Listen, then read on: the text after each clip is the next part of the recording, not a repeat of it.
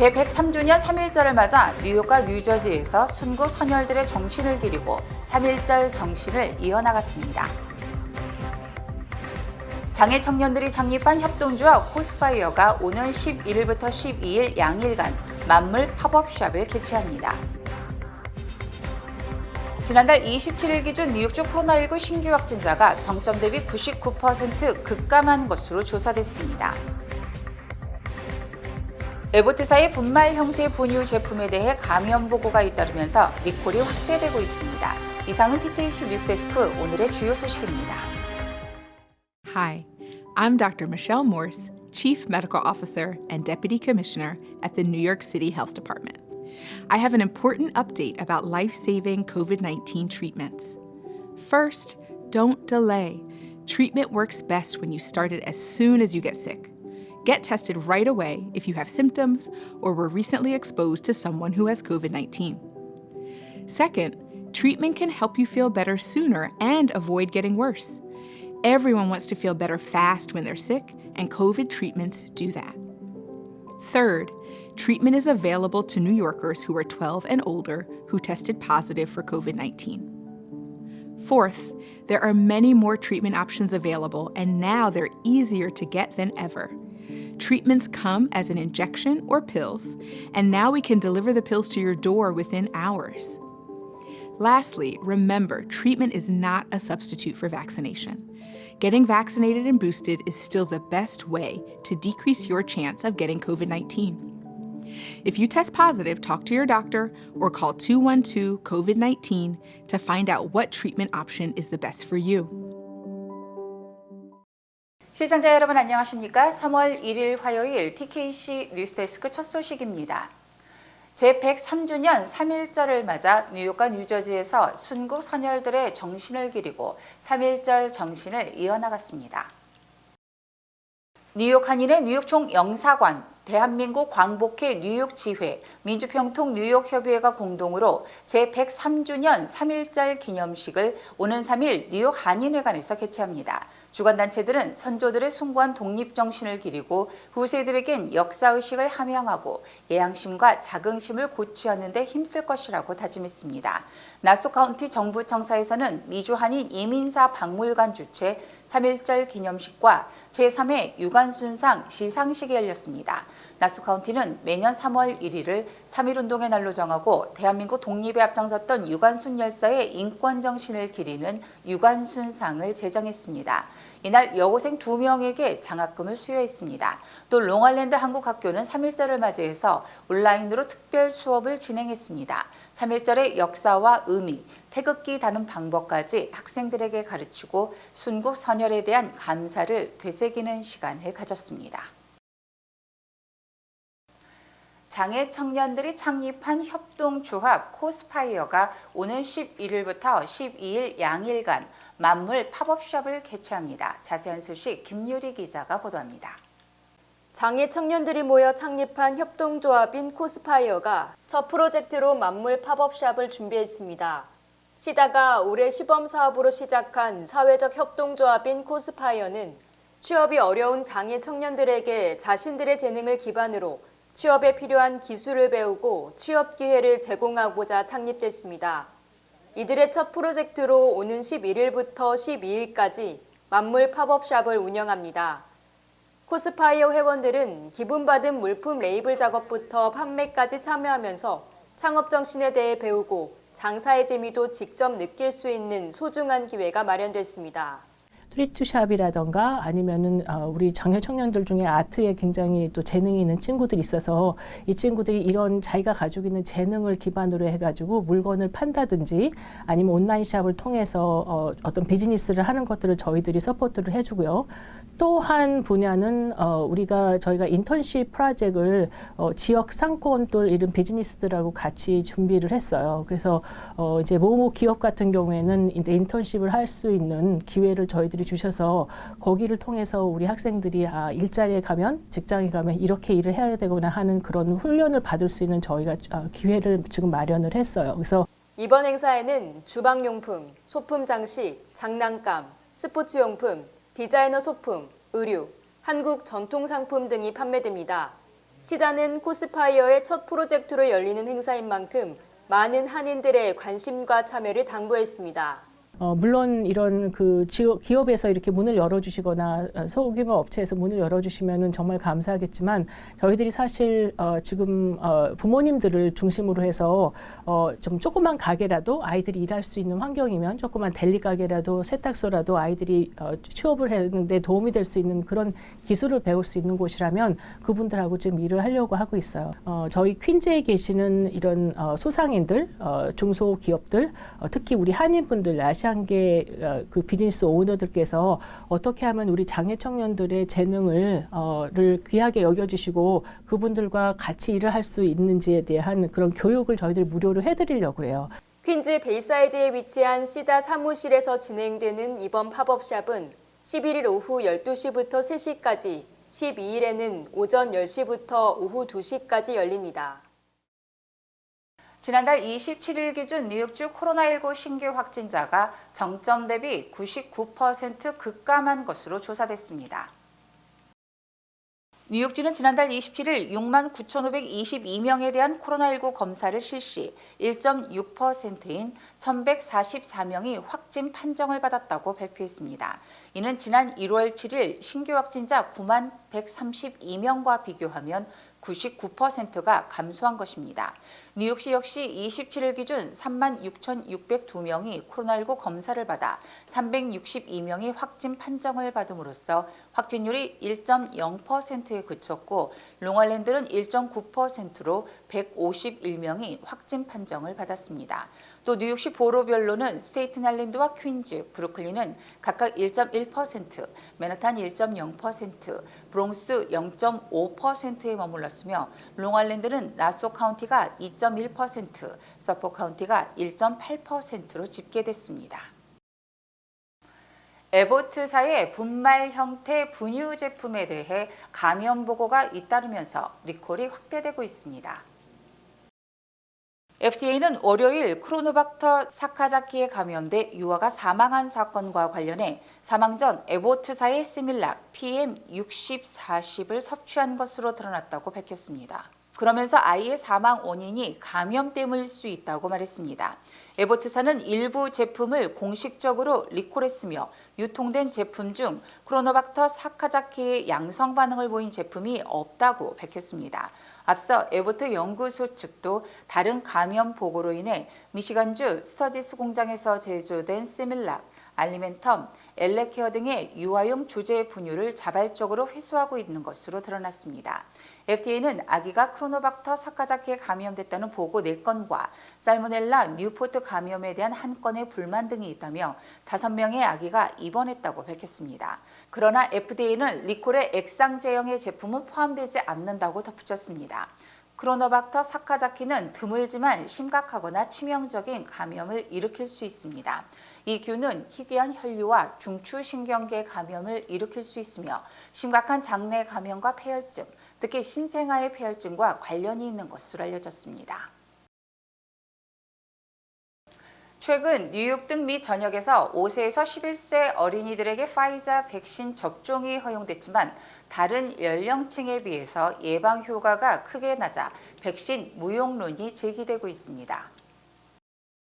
뉴욕주 보건국과 벤터빌트대 공동 연구 결과 지난해 12월 13일부터 올해 1월 31일까지 5세에서 11세 어린이 36만여 명의 입원 예방 효과는 100%에서 48%로 하락했고 12세에서 17세 85만여 명의 입원 예방 효과는 85%에서 73%로 떨어졌습니다. 특히 12세에서 17세의 감염 예방 효과는 66%에서 51%로 낮아진 반면 5세에서 11세의 감염 예방 효과는 68%에서 12%로 급감, 사실상 백신으로서의 효력이 없는 것으로 드러났습니다. 또 1월 마지막 주 백신 예방 효과를 조사한 결과 12세의 예방 효과는 67%에 달했지만 11세 예방 효과는 11%에 그쳤습니다. 연방정부는 5세에서 11세 어린이에게 화이자 백신만 허용했으며 투약량은 성인의 3분의 1로서 일부는 투약량이 지나치게 적어 예방 효과가 떨어질 가능성이 크다고 분석했습니다. 이처럼 5세에서 11세 백신 접종이 사실상 무용지물로 드러남에 따라 부모들이 자녀들의 백신 접종을 기피할 것으로 전망됩니다. 한국 대선이 박빙의 혼전 속에 뉴욕 총영사관 관할 지역의 투표율이 역대 최저를 기록함에 따라서 재외선거가 캐스팅 보트 역할을 할 것이라는 기대는 결국 무너지고 말았습니다. 뉴욕 총영사관 재외선거관리위원회는 23일부터 어제까지 닷새간 뉴욕과 뉴저지, 커네디컷, 펜실베니아, 델라웨어 등 동부 5개 주 6개 투표소에서 6,732명이 투표를 마쳤다고 밝혔습니다. 이는 재외선거 유권자가 9,975명임을 고려하면 투표율은 67.5%에 그쳐 사상 최저를 기록한 것입니다.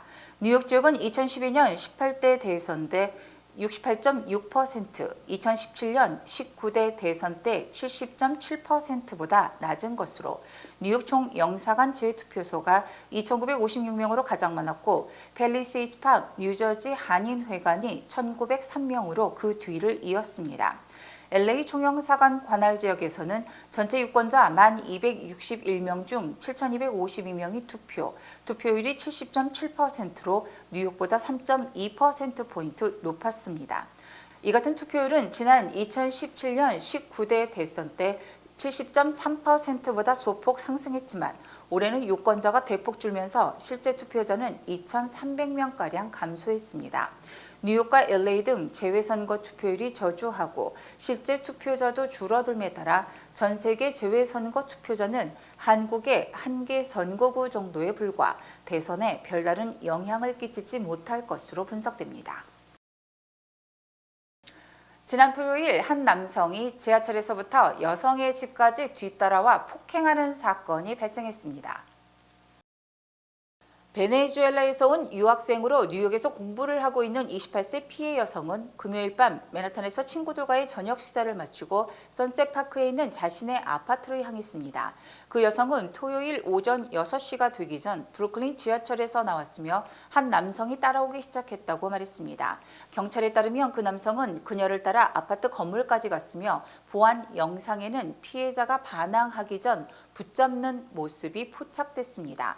피해 여성은 자신의 삶을 위해 그와 싸워야 한다고 생각을 했다며 트라우마를 안고 살고 싶지 않다고 말했습니다. 그 남성은 피해자의 목을 잡고 수차례 주먹질을 하면서 성적인 발언을 한 것으로 전해졌습니다.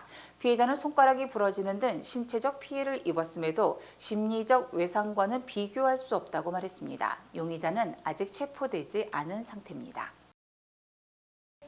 우크라이나의 강력한 저항에 직면한 러시아군이 더욱 잔인한 공격에 나설 것이라는 우려가 커지는 가운데 전쟁 6일째로 접어들면서 민간인 피해가 속출하고 있습니다.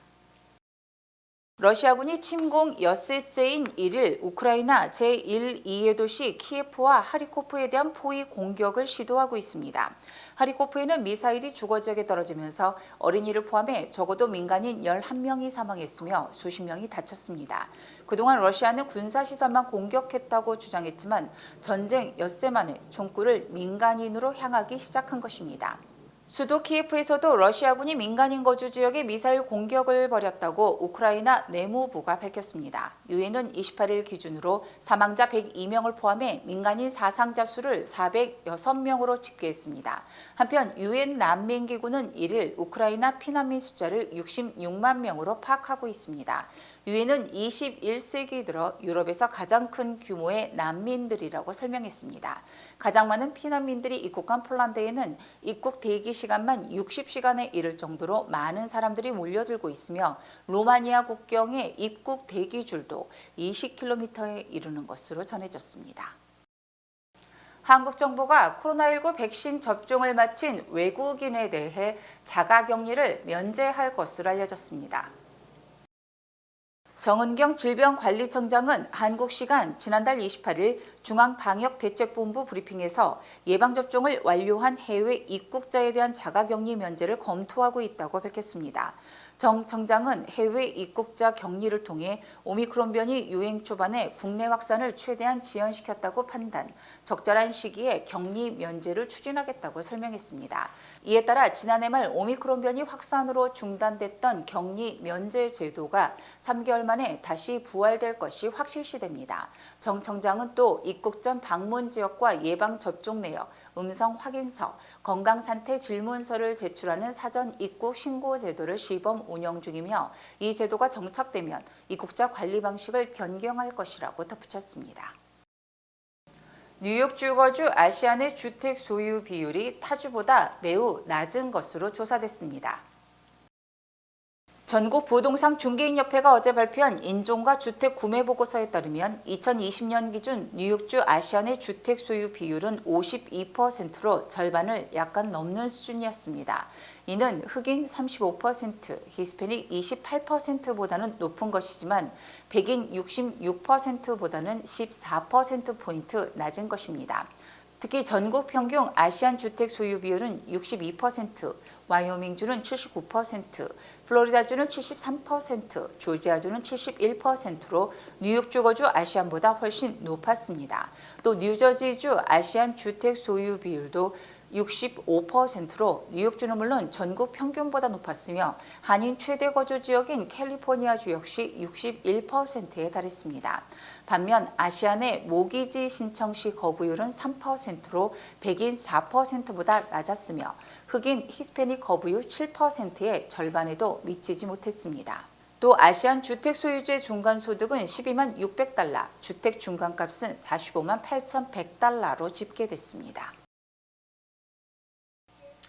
지난해 1년간 임금이 가장 많이 오른 연령층은 16세에서 24세의 젊은 층이며 55세 이상은 인상폭이 젊은 층의 4분의 1에 그쳤습니다.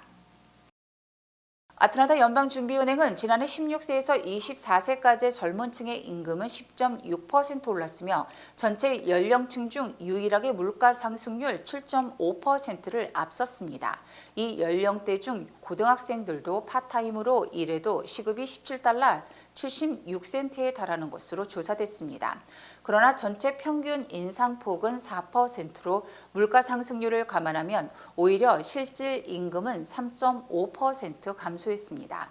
특히 55세 이상은 인상폭이 2.5%에 그쳐 가장 적었고 25세에서 54세에는 4.2%가 올랐습니다. 또 직종별로는 식당과 호텔 업체의 48%가 임금을 인상했다고 답했으며 소매업체 중 33%도 임금을 인상한 것으로 나타났습니다. 최근 약 10년간 미국 내 한인 유학생 수가 지속적으로 감소하는 가운데 올해 미국 대학에 입학 지원서를 낸 외국 유학생 중 한국이 상위 5위 출신국에 속하지 못했습니다. 미국 900여 개 대학이 사용하는 커먼 앱, 이른바 공통지원서 접수 결과 외국 유학생 접수 1위는 중국이며 인도, 카나다, 파키스탄, 나이지리아가 그 뒤를 이었습니다. 한국은 중국, 인도와 함께 미국 내 외국 유학생 3대 국가에 꼽혔으나 지난 10년간 지속적으로 감소하면서도 상위 5개 국가에는 포함이 됐지만 올해는 5위에도 끼지 못했습니다.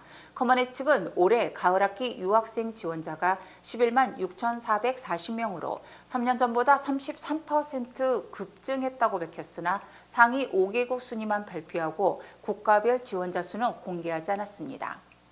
한편 국제교육연구원도 지난해 한국 유학생은 3만 9,491명으로 4만 명에도 미치지 못했고 이는 지난 2012년 7만 2천 명과 비교하면 약 절반 정도 감소한 것입니다.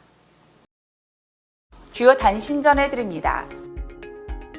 대한민국 부호 순위 5위인 올해 54세 김정주 넥슨 창업주가 지난달 말 하와이에서 스스로 목숨을 끊은 것으로 확인돼 충격을 주고 있습니다. 연방정부가 어제 주 유엔 러시아 대표부 소속 외교관 12명이 스파이 활동을 했다는 혐의로 추방 명령을 내렸습니다. 캘리포니아주의 전기차 판매량이 지난해 말까지 105만여 대로 전국 50개 주 중 최초로 100만 대를 돌파했습니다.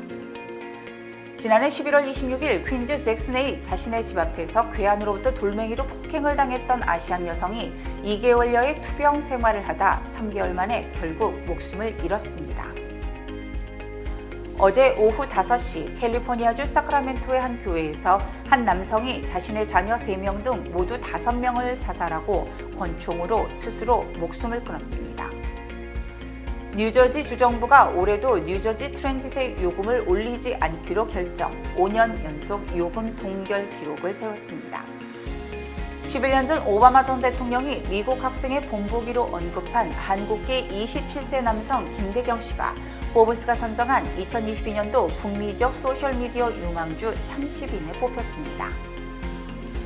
유통업체 인력난이 가중됨에 따라서 대형 유통업체 타겟이 신규 채용 직원들의 시급을 현행 15달러에서 60% 정도 인상한 24달러를 지급할 것이라고 밝혔습니다. 지난 30여 년간 언론에 몸담았던 여주영 작가가 인생 제2막 첫 번째 유화작품전으로 여러분들을 찾아갑니다. 이번 전시회는 3월 18일부터 28일 오후 12시부터 5시까지 플러싱 타운홀에서 개최됩니다. 따뜻함을 가득 담은 아름다운 색채의 작품들을 통해 감성을 충전하는 시간이 되시길 바랍니다. 작품전의 리셉션은 3월 20일 오후 4시에 열립니다. 많은 분들의 관심 부탁드립니다. 뉴욕 한인센터 KCS에서 저소득 가구를 위한 무료 세금 보고 서비스를 진행하고 있습니다. 팬데믹으로 재정적 부담을 안고 계시거나 온라인 세금 보고에 어려움을 겪고 계시다면 뉴욕 한인센터에서 도와드리겠습니다. 세금 보고 기간은 4월 15일까지입니다. 문의사항은 646-389-6392로 전화 주시면 됩니다. 계속해서 날씨 전해드립니다. 수요일인 내일은 대체로 맑겠습니다. 내일 낮 최고 기온은 49도, 밤 최저 기온은 39도입니다. 해 뜨는 시각은 오전 6시 27분, 해 지는 시각은 오후 5시 47분입니다.